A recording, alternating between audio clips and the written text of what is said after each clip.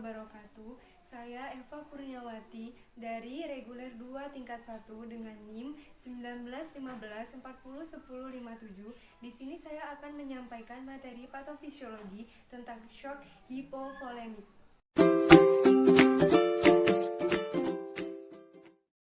Shock hipovolemik adalah kondisi darurat di mana jantung tidak mampu memasok darah yang cukup ke seluruh tubuh akibat volume darah yang kurang.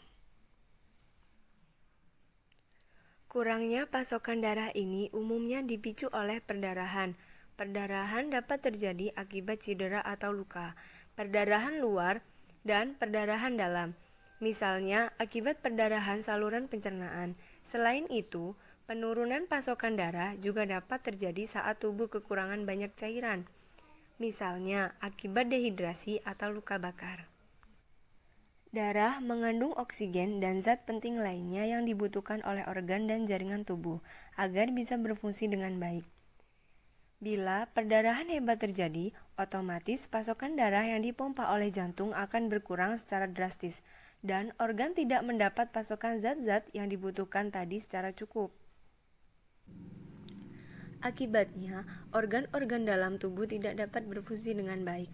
Keadaan inilah yang disebut shock hipovolemik, yang ditandai dengan penurunan tekanan darah. Jika tidak ditangani secara cepat dan tepat, kondisi ini dapat menyebabkan kematian.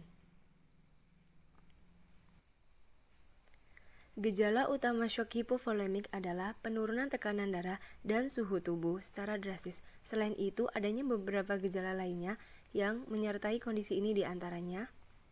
Pertama yaitu pucat, kedua badan lemas, 3 keluar keringat secara berlebihan, 4 tampak bingung dan gelisah, 5 nyeri dada, 6 pusing, 7 suhu tubuh rendah, 8 sesak, 9 denyut nadi lemah, 10 berdebar-debar, 11 bibir dan kuku tampak biru, 12 produksi urin berkurang, 13 hilang kesadaran. Tingkat keparahan gejala shock hipovolemik ditentukan oleh seberapa cepat dan seberapa banyak volume darah atau cairan berkurang dalam tubuh. Untuk kasus shock hipovolemik pada orang dewasa karena perdarahan atau bisa disebut shock hemoragik, jumlah darah yang berkurang dapat diklasifikasikan menjadi 4 kelas, yaitu perdarahan tingkat 1, volume darah berkurang hingga 15%. Lalu perdarahan tingkat 2 berkurang volume darah sebanyak 15-30%. Perdarahan tingkat 3 ditunjukkan dengan penurunan volume darah sebanyak 30 hingga 40%. Perdarahan tingkat 4, penurunan volume darah melebihi 40%.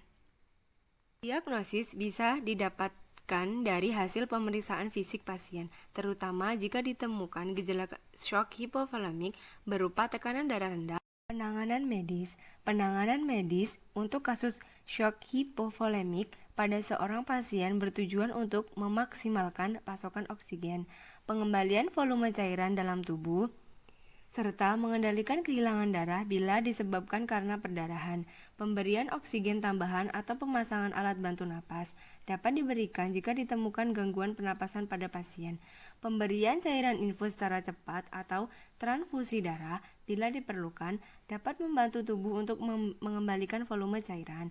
Untuk menghentikan perdarahan dapat dilakukan tindakan operasi, terutama bila perdarahan terjadi akibat cedera dan mengenai organ dalam.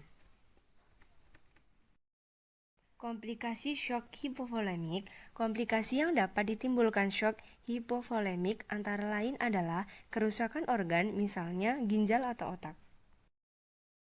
Sekian penjelasan dari saya. Wassalamualaikum warahmatullahi wabarakatuh.